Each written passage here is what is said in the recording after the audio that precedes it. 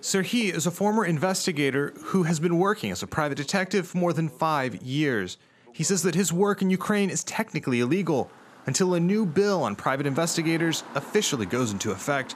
That's when the thousands of journalists and security officers who secretly work in the field will be able to come out of the shadows, a step that Serhiy welcomes.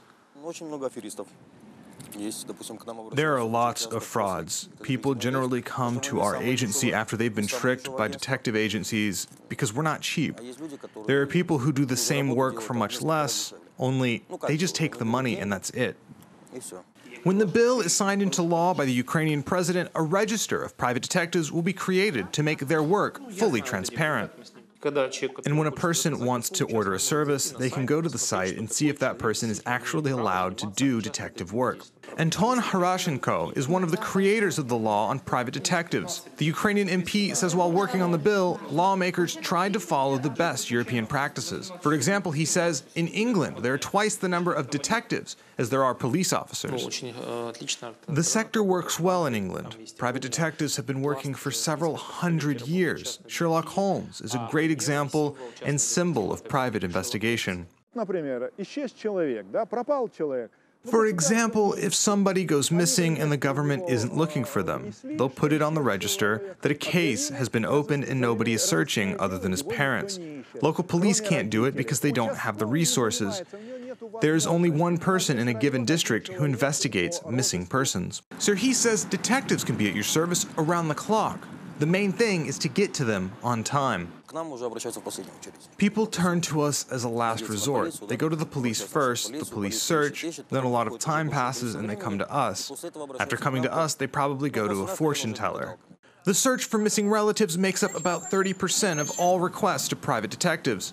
The most common service provided in Ukraine is spying on a significant other.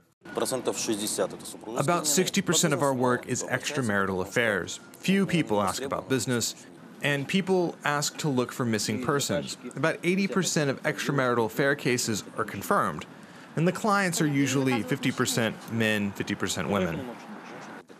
They also say it's important not to break the law. A private detective, having entered a contract under this law, will be allowed to gather information in public places, take video and photo, but private detectives, as well as other organizations, do not have the legal right to put recording devices in private homes or hotel rooms. That is illegal, and a detective has a legal responsibility.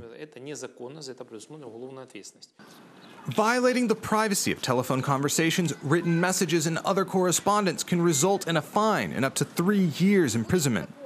Victor Chevhuz has often defended detectives.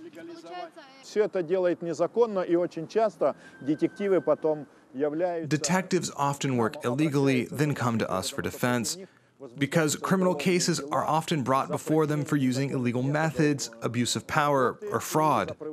And the line between legal norms and criminal activity can sometimes be very thin. Pressure to get results for a cheap price can lead to breaking the law.